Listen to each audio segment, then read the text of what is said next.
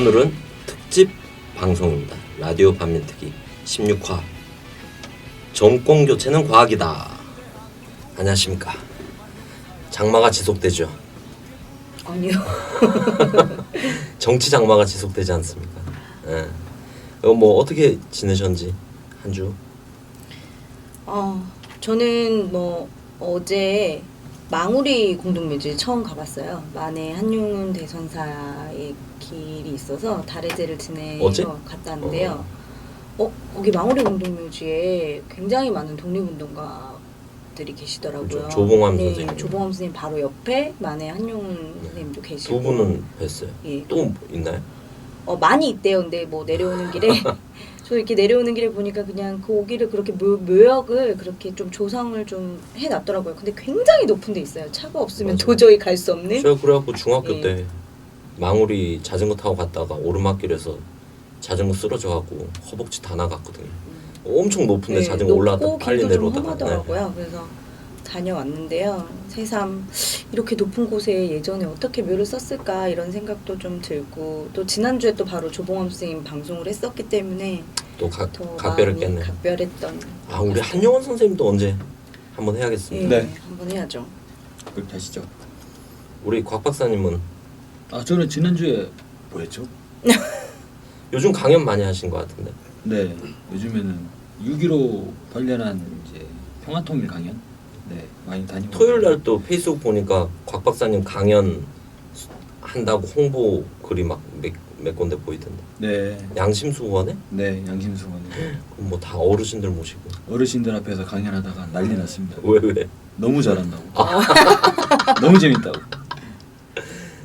아니 지난주에 페이스북 한 군데서 지방에서 어디 노동자분들한테 네, 평화통일 강연도 하셨죠. 네, 네, 그분들 페이스북에 제 패친인가 봐요 누가. 네. 오늘 뭐 곽동기 박사 강연 들었는데 너무 유익하고 좋았다고. 다른 노동자들을 많이 안 데려가서 같이 못 들어서 너무 아쉽다고. 혹시 보셨어요? 네, 맞습니다. 그리고 그러고 나서 바로 또 강연이 계속 이제 이상하게 이 강연을 물고 다니는 그런 느낌이라서. 근데 제가 이제 라디오 반민특위를 하다 보니까 이게 강연이랑 주고받는 게 있는 것 같아요. 양심수원의 강연에서도 선생님들께서 성대모사를 하니까 정말 좋다고. 그래? 네. 그래서 앞으로 자주 좀 이러다가 곽 박사님 때문에 라마뜨기 뜨겠는데. 아니요. 그러다가 좀 거기서 그랬었어요. 라디오 반면특위를 보는 것 같다고. 거기 계신 분들이. 아니 저 어제도 우리 곽 박사님 제일 재밌다는 후배 하나 만났어요. 저희가 밀렸네요. 네, 좀 존재감이 사라지고 있어요. 곽 박사님 때문에. 일주일에 한두 명한테는 듣는 것 같아요. 저도요. 어제 같은 알겠습니다. 분한테 들었을 거예요. 근데 네. 뭐 그리고 또 뭐 지난주에는 일이 이것저것 많았습니다. 네, 어제 또 세월호 농성장이 경찰들에게 침탈당했다는 소식을 들었는데, 뭐 이유가 지금 정부종합청사, 서울종합청사 앞에서 유가족들이 이제 세월호 특별법 통과시켜달라고, 개정안 통과시켜달라고 농성하고 계시잖아요. 근데 이제 전날 바로 우리 또 세월호 800일 문화제가 있었죠. 토요일 날 문화제 끝나고 거기서 이제 노숙 농성을 하고 계셨는데, 해가 어제 더웠잖아요. 그래서 아침에 이제 차양막 치는데 좀 약간의 실랑이가 있었다고들 하더라고요. 그러더니 이제 오후에 종로구청하고 경찰이 들이닥쳐서 차양막 철거하고, 또 그 나무에 노란 리본들을 달아놨는데 불법 시위 용품이라고 하면서 그 나무에 달아놓은 노란 리본도 막 다 뜯어가고, 이런 과정에서 항의하시다가 유가족들이 좀 연행되시고, 또 우리 416TV라고 해서 방송 이렇게 찍으시잖아요. 416TV 방송하시잖아요. 그 차 이제 거기 앞에서 촬영하고 있는데 차량이 이제 불법 주차라면서 견인차가 와서 또 416TV 차량을 불법 주차 제일 심한 거는 경찰 버스. 경찰 버스만 아니면 시내가 막힐 일이 없겠어요. 그거 빨리 어떻게 특별법을, 이거 20대 국회가 법안을 마련해서 경찰 버스 차벽 막아가지고 무단 주차하는 거. 그 시내 공해 주범도 경찰 버스예요. 미세먼지 주범. 공해전 경찰 하루 종일 버스? 공해전 시키고 있잖아요. 그러니까요. 야, 이거 진짜 우리 국민들의 서울 시민들에게 의견을 물으면 거의 대부분 경찰 버스 짜증 난다. 저 왜 저 대놓냐 얘기하실 것 같은데, 아니 국회가 민의를 대변해야 되잖아요. 당연히 이거 해야 되는 거 아니냐. 저는 이번에 세월호 뭐 어떤 이제 집회건 간에 경찰들이 이른바 진보 집회를 대하는 모습들을 보면 예전에 그거 있었잖아요. 그 부파 공작원 서울 도심지에서 가스통 휘두르고 할 때도 그냥 오 하기만 하고 경찰들 뭐 했습니까? 그냥 뭐 구경만 하고 있다가 심지어 어버이날하면 어떻게 했어요? 경찰 두드려 패고 이랬잖아요. 불방망, 불방망 이렇게. 저희 방송도 했지 않습니까? 그런 거는 그냥 어쩔 줄은 몰라 하면서 뭐 대한민국에는 집회의 자유가 있고 이러더니 진보적인 그리고 이제 우리 국민들의 감정과 민의를 대변하는 이런 집회에 있어서는 사사건건 그죠. 하나못해서 햇빛 가리개 치는 것까지도 이제 시비를 거는. 오늘 아침에는 바닥이 은박지 예. 까는 거 그거 훔쳐서 도망가더라고 경찰이. 아니 그 아니, 경찰이 그거 어디 은박지도 못 깔고 그냥 땅바닥에 맨바닥에 앉아라. 집회 저기- 신고했을 거 아니에요. 아니 저는 그 의경들이 너무 안 되더라. 의경들 그 20대 초반 젊은 친구들이 세월호를 또 다 잘 아는 친구들이잖아요. 근데 그 친구들이 앞에 서서 또 그러면 또 얼마나 힘들겠어. 나중에 그 친구들 제대해가지고 사회 나가서 어떻게 되겠습니까? 친구들하고 술 먹다가 또 울고불고 난리 날 거 아니에요. 내가 씨발 거기서 씨발 오늘은 초반부터 연기를 이제 최근에 그런 네. 친구들을 봤어요. 자기가 이제 아무 의미 없는 이런 이제 병역이나 이런 의경 활동에 대해서 얼마나 스트레스가 많겠습니까? 그 내에서는 선임들 눈치 보랴 워낙 그 시스템이 통제가 되니까 어쩔 수 없이 흘러간다 하더라도 우리 청년들의 마음 아니야. 근데 특조위가 협상 들어왔잖아요.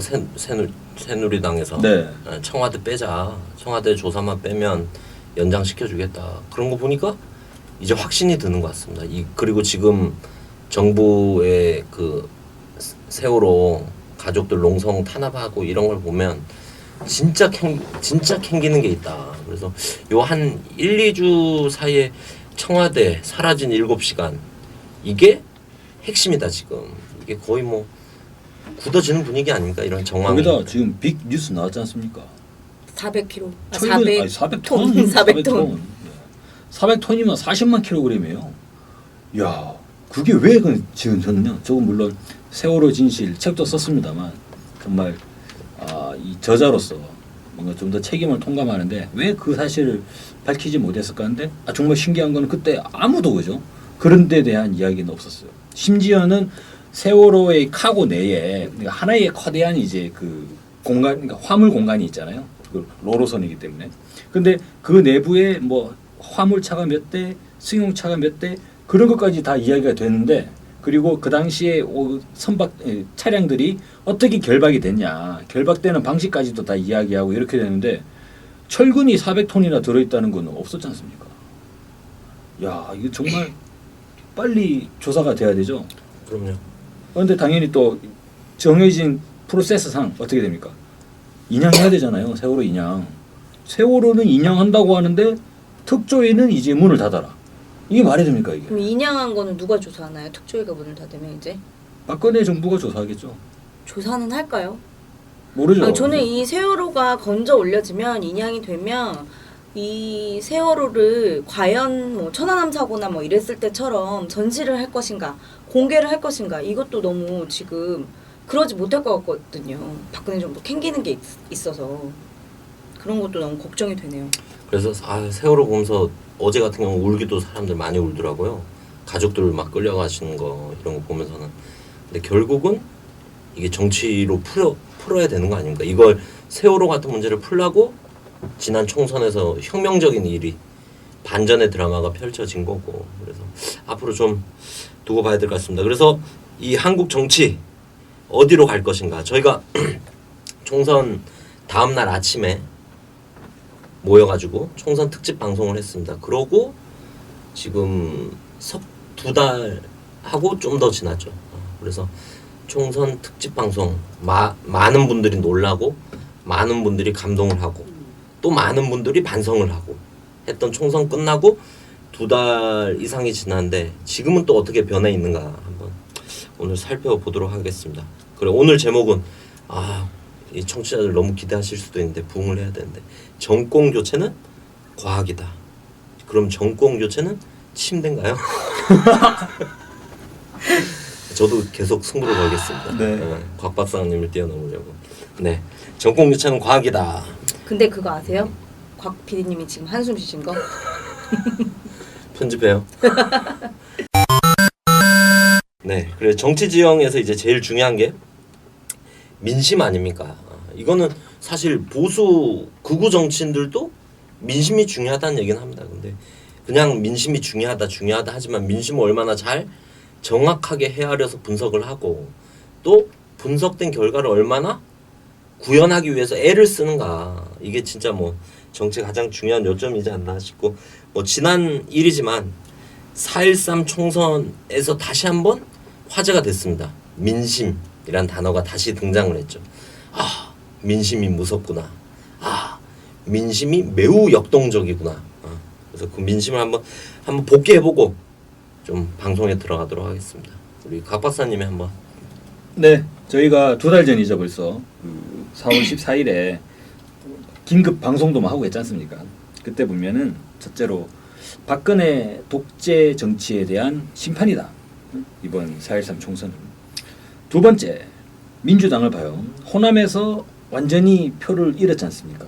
그래서 민주당의 무능 그리고 민주당의 이 구태의연함을 경계하는, 민주당도 결코 웃을 수 없는 그러한 선거 아니었나. 1당이 되긴 했지만 정당 투표에서는 3등을 했죠. 그렇죠. 그리고 국민의당을 호남에 묶어버렸다. 그래서 안철수 대표조차, 국민의당의 안철수 대표조차 웃을 수 없는 그러한 이 형국이 철회됐고, 그래서 따져보면 영남에서는 새누리당의 구태 정치를 심판을 했고, 호남에서는 민주당의 구태 정치를 심판을 했고, 수도권에서도 물론 이제 박근혜 정부의 구태 정치를 심판했죠. 전체적으로 본다면 우리 국민들은 구태 청산, 새 정치에 대한 열망이 매우 뜨겁다는 거 확인할 수 있는데, 그런 면에서 그 우리 국민들의 새 정치, 안철수의 새 정치는 아니에요. 뒤에서도 나오겠습니다만 안철수의 새 정치는 디베이트 정치고, 국민들이 반하는 새 정치, 이것을 우리 진보 정치가, 그죠, 받아 안았어야 되는데, 이 진보 정치의 통 큰 단결이 너무 아쉽다. 대략 이렇게 저희가 4가지로 총선 의미를 살펴볼 수 있겠습니다. 그럼 그대로 또 하면 될 것 같습니다. 먼저 새누리당 뭐 70일? 70일 정도 지났는데 새누리당은 어떻게 됐습니까? 총선 이후 2달. 식물 정당 새누리당 이렇게 불러도 되겠죠. 근데 총선 이후에 이 여당의 유력 정치인들, 유력 대선 주자로 거론되던 이들이 자취를 감췄죠. 김무성, 오세훈, 없어졌네. 김문수, 없어졌네. 전부 작살이 났죠. 네. 근데 이게 그들은 자취를 감추고 계파 갈등은 점점 폭발이 되고 있었고, 어제 오늘 뭐 이렇게 좀 지난주에서야 좀 계파 갈등이 좀 수습되는 모양새를 보였지만 어쨌든 8월에 전당대회가 있어요. 이 내용은 계속될 것 같거든요. 원래 새누리당이 지난 17일이었죠. 상임정국위원회랑 그리고 이제 정국위원회를 열고 정진석 원내대표를 비대위원장으로, 그리고 비대위 인선 아니었던 김용태 혁신위, 요거를 당원 개정안 뭐 이런 걸 처리할 예정이었는데 친박이 이제 조직적으로 보이콧을 해가지고 의사 정족수가 미달돼가지고 회의를 못하는 사태가 일어났죠. 그 뭐 52명이 제적 인원인데 뭐 18명이 참석했대요. 그래서 친박으로 분류되는 중진 의원들 다 불참하고, 그리고 뭐 초재선 의원들도 참석 의원들 상대로 보이콧하자 이러면서 종용을 했다고 하더라고요. 이날 전국위원회 사회를 정두환 의원이 봤는데 이거 패거리 집단인지 뭐냐 이러면서 회의장 막 박차고 나갈 정도였다고 하더라고요. 근데 이제 혁신 비대위원장으로 임명됐던 김용태 의원이 상임위 무산 직후에 새누리당의 정당 민주주의 죽었다 이러면서 이제 사퇴를 하기도 했죠. 뭐 친박계가 이제 상임위 당일날 실력 행사를 하면서 이 인선안을 무력화시킨 건데, 이 이유가 바로 유승민 의원 등의 이제 탈당파가 복당하려는 움직임 때문이었던 거죠. 실력 행사를 통해서 비대위를 김의옥 비대위 체제를 구성을 한 거죠. 뭐 나름대로 친박의 이해관계를 대변할 수 있는 사람들을 비대위원들로 구성을 했는데, 그럼에도 불구하고 비대위에서 유승민 의원을 비롯해서 무소속 탈당파들에 대한 복귀 결정이 났죠. 실제로 김무성 대표가 지금 안 보이잖아요. 전 대표죠 지금. 무슨 포럼을 하나 꾸렸다고는 하더라고요. 만약에요, 북한에도 우리나라의 종편 같은 프로그램이 북한에 있다고 해보세요. 김무성 숙청. 지금 어떻게 되겠어요? 김무성 수첩. 김무성은 아마 4.13 총선의 패배를 책임지고 기관단총으로 공개 청구했을 거예요. 믿을 만한 대남 소식통의 전원에 따르면 이라고 하면서 왜 TV 안 나오니까 요즘 김무성 왜 안 나와요? 만약에 이제 북한에도 국가정보원 같은 기관이 있다고 하면 실제로 그러지 않겠어요? 요즘 김무성 왜 안 나와요? 대남 뭐 탈남자가 있다면 모르겠는데 그래서 그러게 말입니다. 김무성이 안 보입니다. 하다가 혹시 뭐 무슨 일이라도 났나요? 무슨 일이 났나 보다. 사단이 크게 났나 보다. TV에 안 나오니까. 그래서 실제로 보면은 그렇게 이야기될 정도로 완전히 자취를 감춰버렸잖아요 지금. 그리고 뭡니까 김무성뿐 아니라 새누리당 내에 한때 이 대선을 꿈꾸던 사람들 안대희. 전부 다 안 보여요 지금. 그러니까요.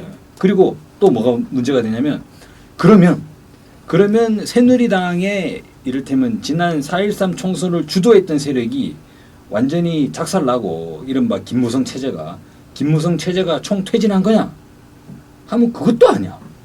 이상하잖아요. 이번에도 비대위 막판에 수습할 때는 김무성이 나타났어요. 비공개로 나타나서 친박계랑 이제 협의해가지고 이제 김미옥 비대위원장 협의하는데 물밑에서는 일은 하긴 하더라고.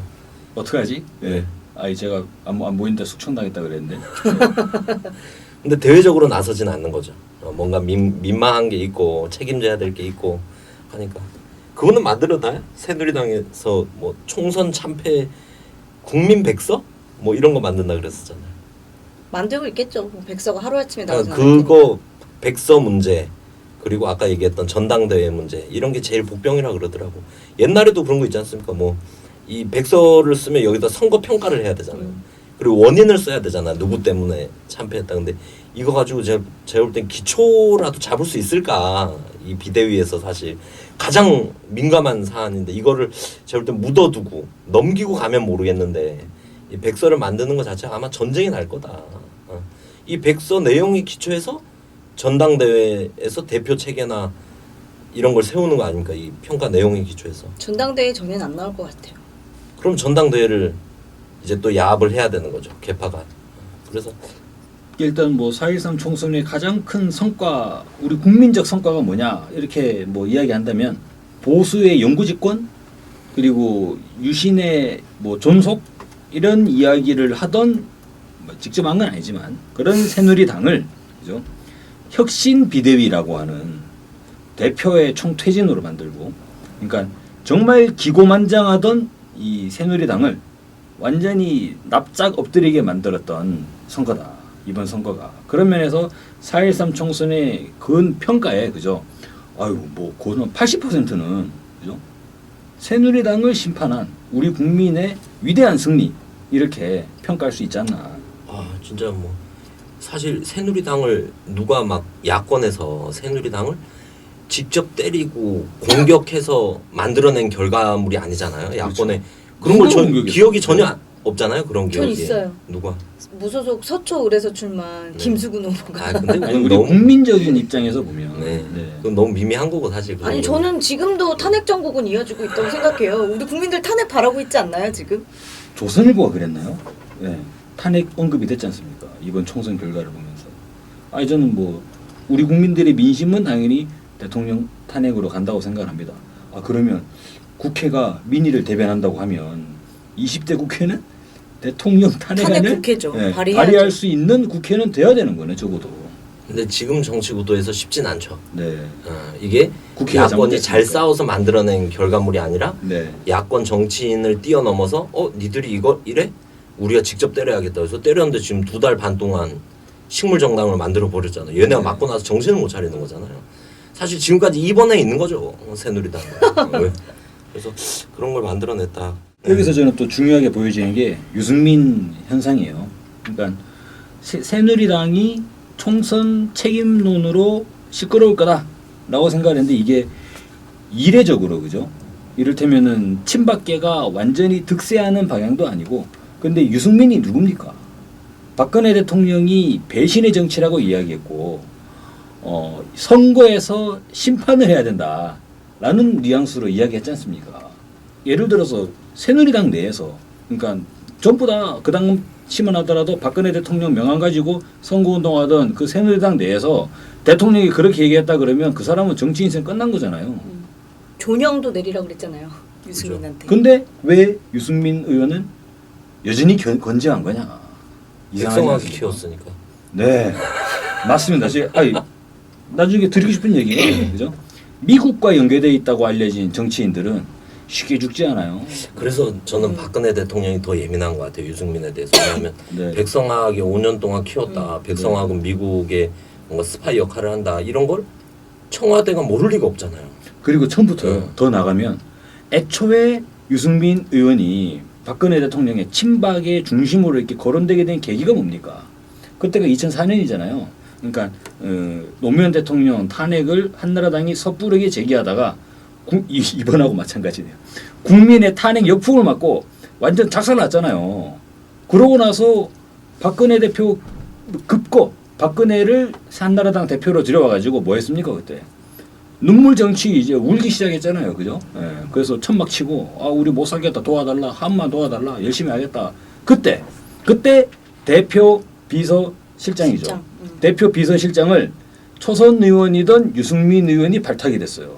그때는 잘 몰랐는데 곰곰이 생각해 보니까 백성학이 5년 동안 키웠다면서요. 그러면 어쩌어? 그 위기 국면에 그 절체절명의 위기 국면에 아직까지 한나라당의 대표로서 제대로 검증되지 못한 그때까지는 박근혜라는 의원을 한나라당 대표로 세웠다는 거예요. 이건 하나의 저는 범보수 진영 일종의 도박 아니냐. 그러면 이 대표를 보좌를 해야 되잖아요. 누구를 가지고 이 대표를 보좌하게 할 거냐 하면 당시의 대표 비서실장은 상당히 중요한 역할이라는 거죠. 그런데 백성학이 뭐라 했습니까? 유승민이 똑똑하다며. 저는 뭐 딱히 이렇게 말씀드리진 않겠습니다만 박근혜 대통령의 부족한 점을 유승민이 채워줄 수 있다는 거죠. 그림이 와꾸란 말했더라. 들어맞잖아요. 근데 어쨌거나 그렇게 해서 연결됐다는 말이에요. 그러면 박근혜 대통령이 바라보는 유승민 의원은 단순히 저 초선 의원 내가 키워줬더니 말이지 은혜를 몰라봐? 자식 네가 뭔데 감히 우리 아빠가 대한민국 우리 아빠 거야. 근데 닌 뭔데 감히 네가 나한테 지금 정치생명 끝내는 건 일도 아닌 거죠. 예. 한 명. 원래는 그래가지고 그냥 그대로 작살 나야 되잖아요. 근데 작살이 안 나더라 이거요. 유승민이. 예. 이거 정말 저는 단순히 올여름까지가 아니라 내년 대선 정부까지 유승민 문제는 계속하지 않겠나. 새누리당 내에서 새누리당을 떨쳐나서는 건 아니겠죠. 새누리당 내에서 반기문 카드와 함께 유승민 카드가 계속하지 않겠나 이런 생각이 듭니다. 그래서 뭐 유승민이 뭐 배신의 정치라고 불리고 근데 배신의 정치라고 불리고 반박에 선봉해서 새누리당 내부에서 반박에 선봉에 있다 했는데 대구에서 몇 프로 받았습니까? 70%. 전국 득표 2위? 네. 박근혜한테 욕을 먹으면 성공하는 거죠. 대승하는 분위기입니다 대승하는 지금. 분위기. 근데 이것도 앞으로 보면 정치인들이 예. 성공하려면 박근혜 대통령 눈밖에 나야 될 것 같아요. 그래서 요즘에 멀박이 유행하나 봐요. 스스로 멀어지는 그죠. 멀박이. 그건 신기했어요. 아까 전에 박근혜 탄핵 후보 대구에 있었잖아요. 네. 박근혜 탄핵을 일본 공약 그거 하나만 걸었던 대구 그 조석원 후보 24% 받았다면서요. 지지율을. 대구에서 어떻게 이런 일이 있느냐. 대구 민심이 보수적이고 이런 게 아니라는 게 확증적으로 드러난 거 아닌가. 더군다나 지금은 레임덕 반박 여론 때문에 더 뭐 역동적으로 됐다 이렇게 봅니다. 오죽하면은 지금 뭡니까? 여권이 퇴임도 하지 않은 반기문 유엔 사무총장. 그 사람이 갑자기 한국에 들어오더니만 경주를 찾았죠. 안동을 찾고 영남권을 찾으면서 새누리당 초선 의원들과 함께 행보를 펼쳤지 않습니까? 저희도 뭐 다루었죠. 기름장어, 간기문. 네. 근데 지금 이제 새누리당 내를 보면 새누리당에서는 현재 차기의 다음 다가오는 2017년 대선. 2017년 대선을 그냥 민주당에게 내지는 야권에게 총선에 이번에 작살난 거 보니까 박근혜도 안 되겠네?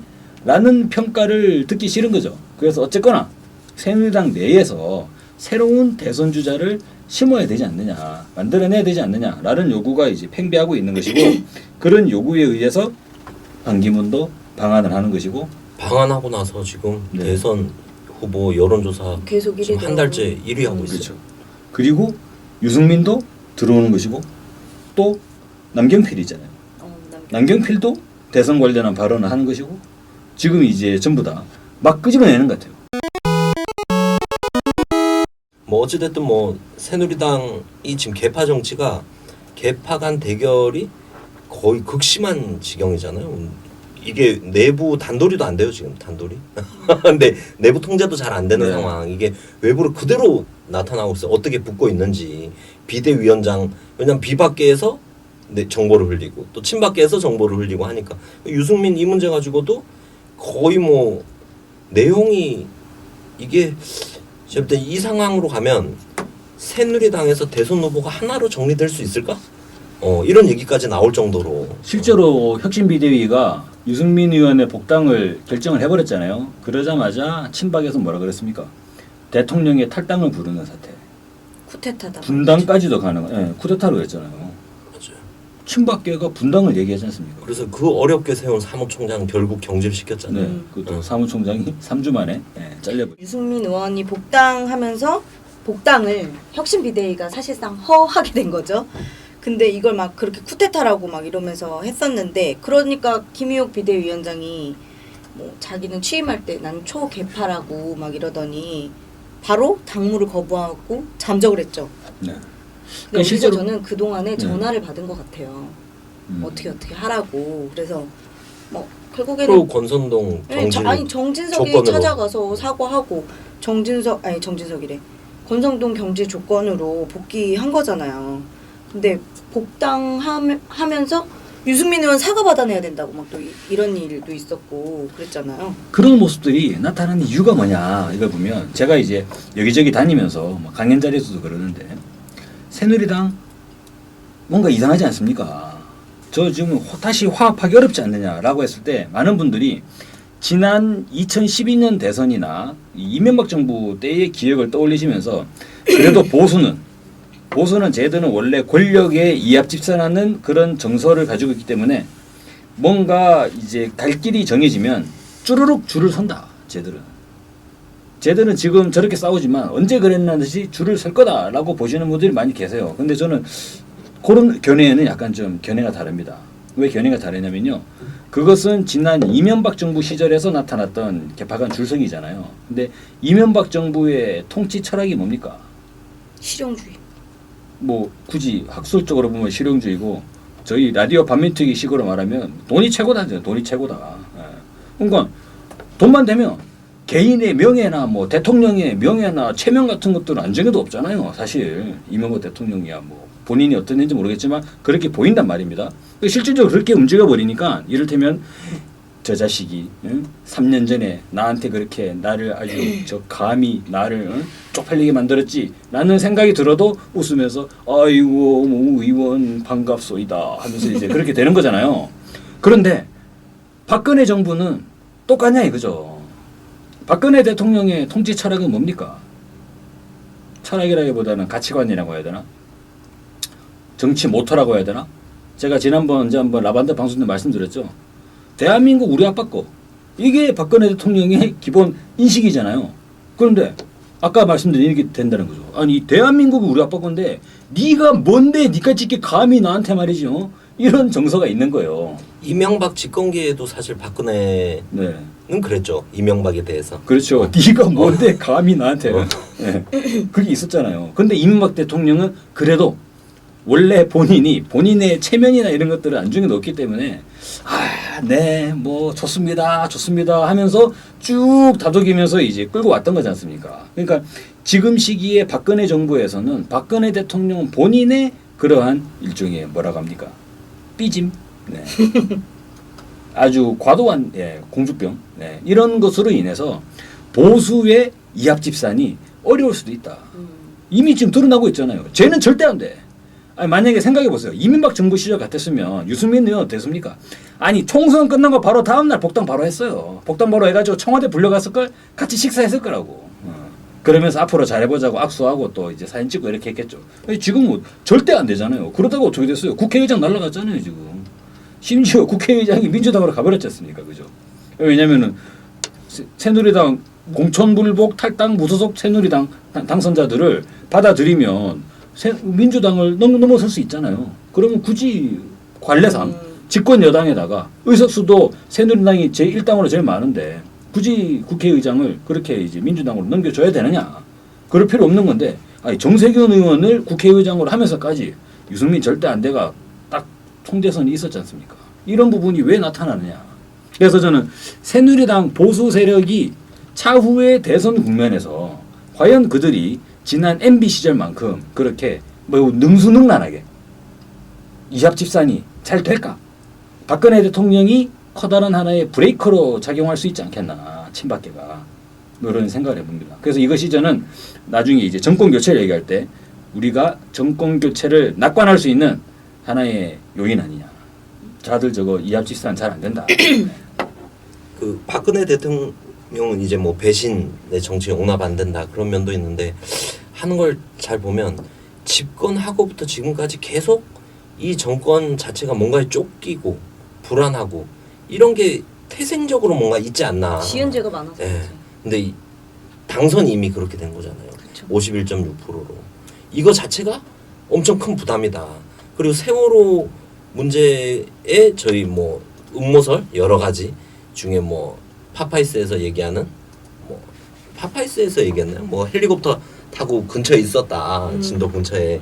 근데 그게 이제 소설이라 하더라도 저는 그림이 약간 그려지는 건 뭐냐면 대선에서 51.6%이 태생적 한계가 있기 때문에 매 지점에서 이걸 자꾸 극복해내려고 이걸 넘어서 보려고 자기 딴의 트라우마 아닙니까?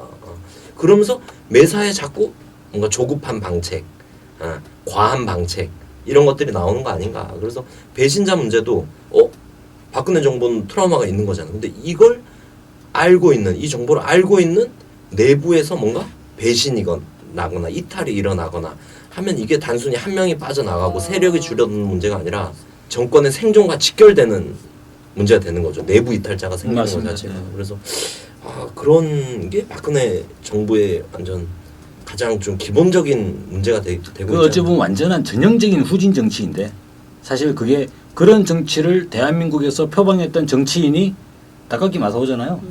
지금 대통령 아빠. 그러다 보니까 박근혜 대통령은 또 이것을 본인의 성격상의 문제로만 볼 게 아니라 뭐라 그랬습니까? 준비된 여성 대통령이라고 퍼스트 레이디를 미리 해본 경험을 가지고 있다고. 그래서 어렸을 때부터 박정희 대통령의 퍼스트 레이디를 대행하는 과정에서 박정희로부터 쭉 배워왔던 그러니까 정치 아니냐. 그렇게 볼 수 있는 거죠. 근데 아까 좀 전에 우리 그 순결남님께서 음모론이라고 하셨는데 저는 그 합리적 의심이라고 생각해요. 근데 박근혜 대통령이 퇴임 후가 불안한 거잖아요. 지금 그런 합리적 의심들이 국민들한테 해소가 안 되고 있고 그러다 보니 자기가 퇴임 후에 너무 불안한 거야. 그래서 사실은 이제 개헌 문제도 지금 전국의 핵으로 떠오르고 있는데 정종섭 행자부 장관 그 박근혜 대통령으로부터 진박으로 꼽혀서 대구에서 공천받고 국회의원 됐잖아요. 헌법학자라고 하더라고요. 개헌의 밀명을 받고 국회로 들어왔다. 이런 소문이 지금 되게 파다해요. 근데 뭐 주요 언론에 한 보름 전쯤에 직접 전화를 걸었다는 거예요. 이 정종섭 장관이 전화를 걸어서 올해 안에 개헌을 하는데 이원집정부제 중심으로 논의를 시작해야 된다. 이런 얘기를 주요 언론에 본인이 누가 취재한 것도 아닌데 자기가 직접 전화를 걸어서 그런 얘기를 했다고 그러더라고요. 그래서 저는 청와대의 의중이 이 친박 핵심이 당권을 장악하기 위해서 지금 발사심을 하고 있는 거다. 그리고 나서 이원집정부제로 개헌을 해야만 자신의 퇴임 후가 보장된다라는 생각이 들어서 그렇게 가고 있는 거 아닌가라는 생각도 좀 들거든요. 그래서 사실은 이제 8월 전대에서 친박은 공공연하게 체경안을 내세우려고 하고 있잖아요. 그러면 계속 이게 쉽지는 않아 보여요, 저는. 그래서 뭐 계속 이게 개헌을 그렇게 해서 자기의 퇴임을 보장받고 그러려다 보니 개파 싸움이 지금 수습이 안 되는 지경까지 간 게 아닌가. 근데 이제 친반기문 진영에 있는 사람들, 정진석 원내대표가 그 중심에 있다고 하는데 공개적으로 얘기했거든요. 그들만의 잔치다 이러면서 개헌에 반대하는 입장을 공공연하게 얘기를 했거든요. 김무성 대표도 뭐 아까 뭐 수면 아래에 있지만 개헌을 위한 포럼 같은 걸 또 만들었어요. 비박이 이렇게 나가는 이상 당내 분란은 가실 수가 없는 상황이죠. 그래서 지금 당내에서 그런 일이 있느라고 아무것도 새누리당이 안 하고 못 하고 있는 상황인 것 같아요. 저는. 비박 친박도 난리 났는데 대구 그 TK PK도 지금 난리 났잖아요. 네, 그 뭐 이제 영남권 신공항 문제 가지고 그 사실 영남권도 내부를 보면요, 이 낙동강 중류 지역의 경북 지역과 경남 지역의 사이가 별로 안 좋아요. 네. 대구 사람들이 그러니까 야구를 할 때도 보면 삼성을 많이 응원하잖아요. 대구니까 제일 싫어하는 팀이 어딘 줄 알아요? 주로 롯데를 싫어해. 네. 그거 신기하대. 근데 이번에 한 이제 집에서 그래. LG랑 두산도 서로 싫어하거든요. 그래요. 이번에 저기 뭐냐 그 영남권 신공항 문제 얘기가 나올 때 결국에는 김영공항으로 낙찰이 나버리다 보니까 아마 부산 지역은 난리가 난 것 같아요. 이게. 근데 한번 생각해 보세요. 요즘에 해외여행 많이 가잖아요. 아이, 많이들 가시죠? 여러분들도. 전 일상적으로 지난번에도 일본 네. 다녀오고. 우리 저도 이제 작년에 사회자님- 미국 갔다 왔어요. 네, 네. 다들 가시잖아요. 네. 그런데 요즘에 부산권을 봐요. 부산권이 부산광역시가 인구가 450만. 거기다가 창원이 마산, 창원, 진해 통합을 했지 않습니까? 광역시권이 되죠. 울산도 광역시가 있죠. 그러니까 이 경남 벨트 지역에 남쪽 지역에 인구가 꽤 되는 거예요. 그건 서울특별시의 서울특별시보다 크다고 볼 수는 없지만 하나의 커다란 그 거주권이 되는 거죠. 그런데 그 한 600만 명, 700만 명에 달하는 경남 지역에 계신 분들이 해외여행 가시려면 어떻게 해야 돼요? 새벽부터 버스 타고 인천공항까지 와가지고 인천공항에서 내려가지고 그때부터 이제 뭐 이 차 뭐냐 보딩 패스 해가지고 이제 들어가는 거예요. 그러니까 얼마나 불편해 그분들이. 그래서 영남권의 신공항, 국제공항 해달라는 게 주로 보면 또 그 새누리당을 지지하시는 분들, 주로 형편 먹고 사실 만한 분들, 예. 해외여행 자주 가시는 분들, 그런 분들 속에서는 이게 현실적 과제 아니냐. 그거 아세요? 예전에 고액권이 있잖아요. 5만 원짜리 고액권이 만들어졌을 때도 저희 서민들 입장에서야 뭐 고액권이 있으면 있고 없으면 없는 거지. 그거 뭐하러 만드냐라고 얘기 드는데 돈이 있으신 분들에게는 이게 현실적이고 실질적인 문제더라고요. 그럼요. 생활의 문제였어요. 5만 원권은 네. 찍어서 시중에 내보내면 바로 반수가 증발을 한대요. 네. 쟁여 놓는 거죠. 아니 그때는 이제 제가 아시는 분은 어떤 상황이었냐면 지갑이 두꺼워가지고 돈을 넣어다닐 수가 없대요. 그래서 맨날 이제 10만 원짜리 수표를 끊어야 되는데 은행 가서 10만 원짜리 수표 끊기 귀찮잖아 이게.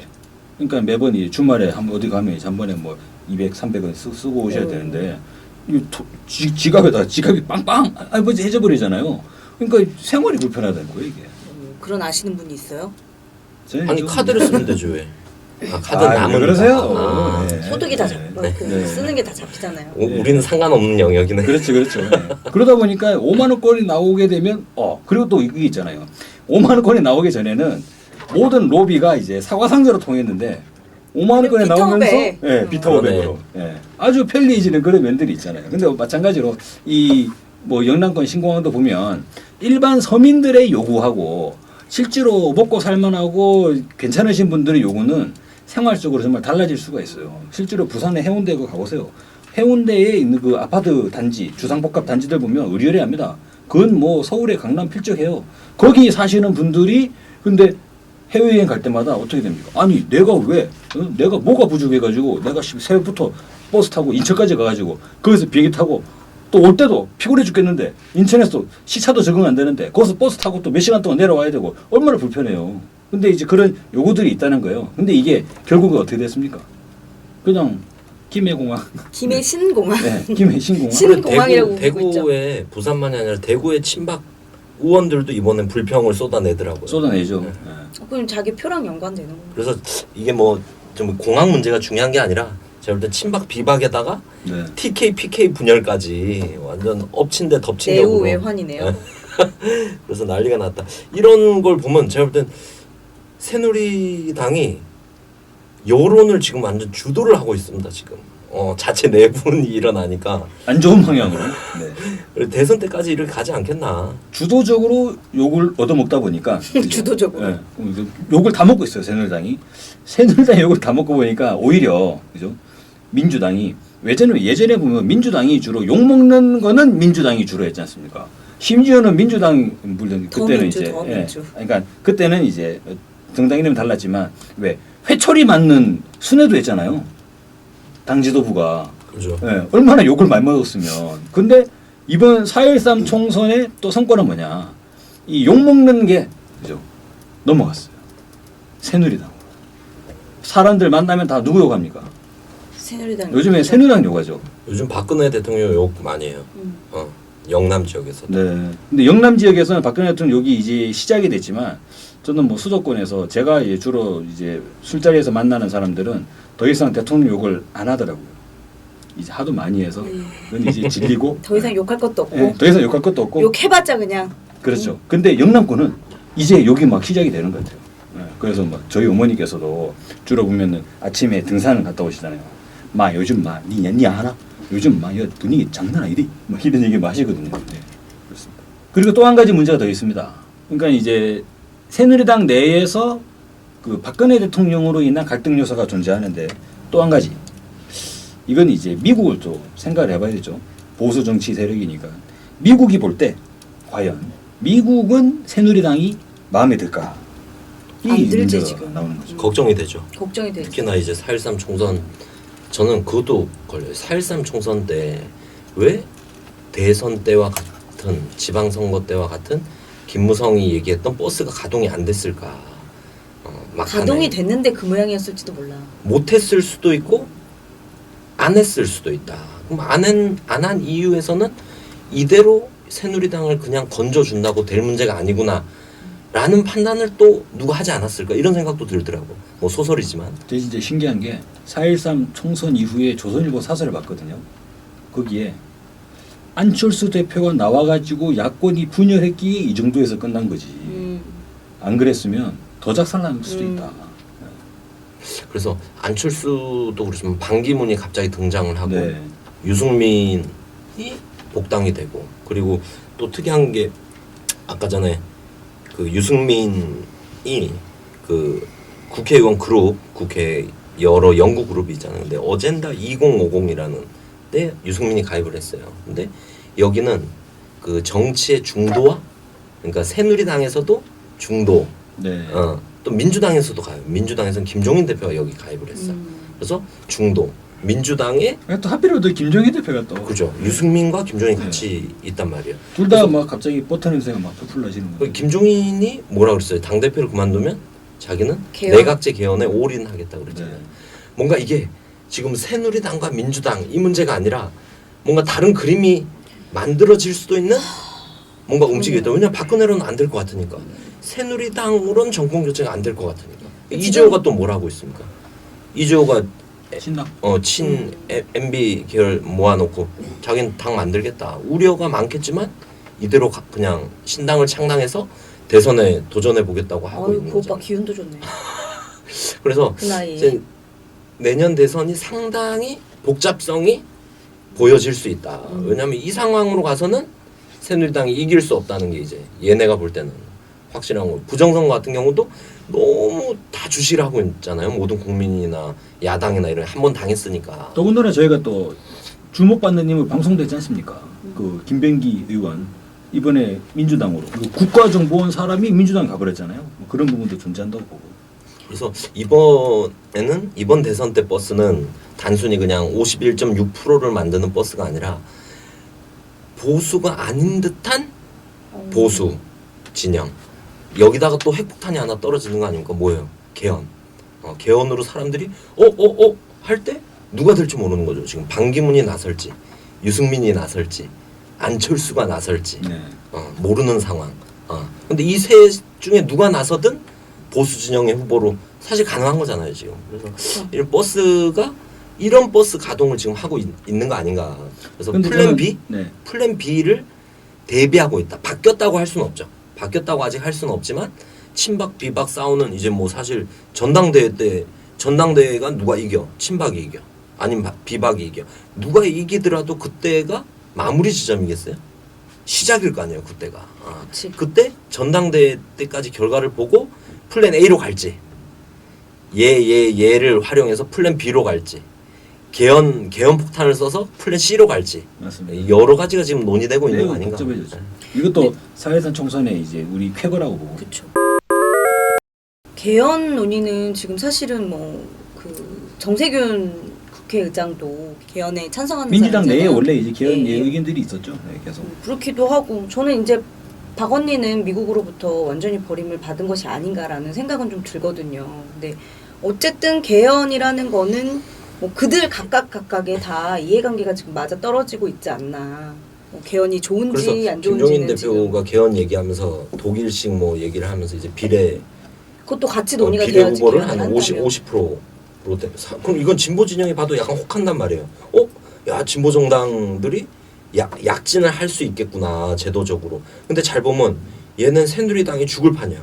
근데 새누리당을 색깔을 바꾸고 약간 무지개처럼 약간 바꿔서 다양하게 분산시켜서 제가 볼 땐 다수 보수당을 만들 수 있는 중도를 표방하는 다수 보수당을 만들 수 있는 제도를 또 살려고 하는. 그래서 아까 곽 박사님 얘기하셨던 대로 이것도 우리 성과는 맞다. 근데 얘네는 이 성과 속에서 이 식물 정당 지금 병원에 입원해 있으면서 어떻게 하면 살아남을까? 내가 어떻게 살아남을까? 해서 저 그 대목이 매우 중요하다고 생각합니다. 네. 그러니까 이제 실제로 뭐 그들은 미국과 연계돼 있고 한국을 뭐 수십 년간 통치해왔던 하나의 이제 뭐 엄청난 기득권 세력이잖아요. 종리 스파이 다시 보세요. 네, 수많은 플랜 B, 플랜 C, 플랜 Z까지 계속 나올 수 있다고 보거든요. 근데 저희가 그런 보수 세력들의 플랜 B, 플랜 C를 보면서 어떤 생각을 해야 되나? 야, 그래. 쟤들 또 개헌 카드가 있었구나. 아, 진짜 정권 교체는 진짜 어렵구나. 이렇게 패배주의에 빠져가지고 질질 짤고 있어야 되냐? 아니면 실제적으로 보면 우리가 4.13 총선 전을 보자는 거죠. 4.13 총선 이전에 그죠? 박근혜 정부 내에서 보수의 재집권을 위한 플랜 B, 플랜 C 있었어요? 없었어요. 걔들 발 뻗고 잠 잘 잤다고. 그러다가 4.13 총선 끝나니까 어떻게 돼요? 지금 미국부터 시작해가지고 밤에 잠을 못 자잖아요. 지금 얘네 몇일 밤샘하고 있었걸 지금? 플랜 B로 갈까? 플랜 C로 갈까? 다시 한번 만나봐봐. 제가 한번 해봐. 예. 엄청나게 바빠졌잖아요. 근데 그 과정이 있다는 우리 국민들의 커다란 승리다라는 생각이 들고 최소한 뭡니까 2017년 대선을 이제 피말리는 박빙 승부로 만들어놨지 않습니까?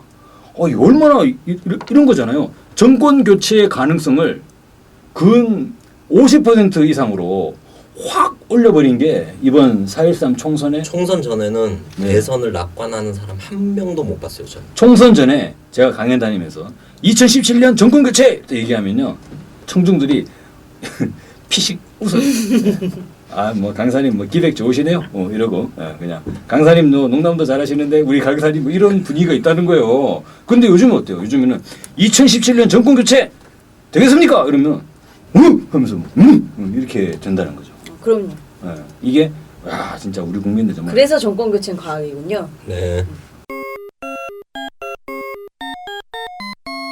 그래서 전체적으로 정리를 한번 해보면 새누리당 내에는 두 가지 모순이 존재하는데 하나는 이제 미국과 보수 진영 간의 문제. 이것은 뭐냐면 박근혜 대통령을 계속적으로 활용하는 방향으로 친미 세력을 육성할 거냐 미국 입장에서 아니면 박근혜 대통령과 거리를 두면서 친미 세력을 육성해야 될 거냐. 그래서 미국은 한국의 친미 세력을 육성하는 데서 방향을 전환해야 되는 그러한 지금 문제에 봉착해 있다는 거죠. 이게 하나의 문제가 되고 또 한 가지는 그런데 중요한 문제는 박근혜 대통령이 현재의 보수 세력의 중심이라는 거예요. 그잖아요. 박근혜가 누굽니까? 대한민국의 대통령이잖아요. 그죠? 대통령이라는 자리는 누구를 차기로 뭔가 만들어낼 수는 없지만 누구가 안 되게 할 수는 있는 사람이잖아요. 저희 그런 얘기 하지 않습니까? 그런 사람이 대통령에 있는데 그 박근혜 대통령이 어떤 사람이냐? 이명박과 달리 엄청나게 속이 있잖아요. 밴댕이 같죠. 한번 어떻게 딱 걸리면 그죠? 잘 기억력이 좋은 분이에요. 그러다 보니까 보수 진영 내에서 합종연애 언제 그런 일이 있었냐는 듯이 다시 모여가지고 우리는 친구하면서 비빔밥을 먹고 저번에 깜짝 놀랐어요. 총선 때 보면은 그러니까 최경환하고 김무성 전 대표하고 막 둘이 끌어안고 뭐 브루스를 추고 난리가 났는데 그런 거는 절대 안 하는 스타일이라는 거예요. 그런 두 가지 요인에 의해 가지고 보수 세력의 아주 원활한 정권 재창출은 불가능하다. 현재 불가능하고 어떠한 세력이건 간에 그가 안철수가 됐건 반기문이 됐건 아니면 유승민이 됐건 누가 됐건 간에 누구든지 뭔가 이 정부 시기에 2017년 대선에서 어떠한 작용을 하려면 박근혜 대통령과의 마찰은 불가피하다. 그렇지 않습니까 지금? 그러니까 우리는 해볼만하다. 이렇게 이야기할 수 있을 것 같아요. 대표님, 주권방송에서 샴푸를 공동 구매한다면서요? 네, 주권방송 후원을 위한 천연 한방 샴푸 100세트를 한정 공동 구매하고 있습니다. 네, 천연 한방 샴푸라고요? 경피독이라고 들어보셨죠? 피부를 통해서 흡수되는 독인데요. 피부를 통한 흡수는 매우 빠르고 해독이 되지 않아서 인체에 치명적입니다. 샴푸, 바디워시 등에 있는 합성 계면 활성제, 증점제, 방부제들이 다 피부에 흡수되는 독입니다.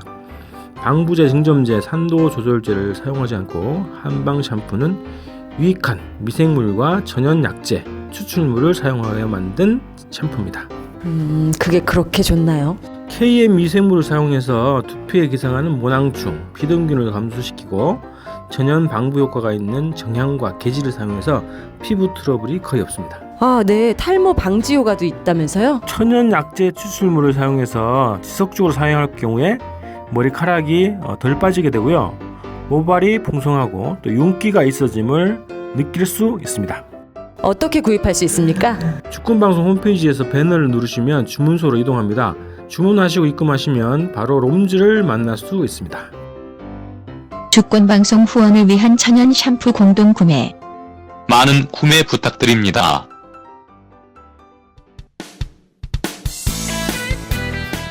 2부에서 계속됩니다.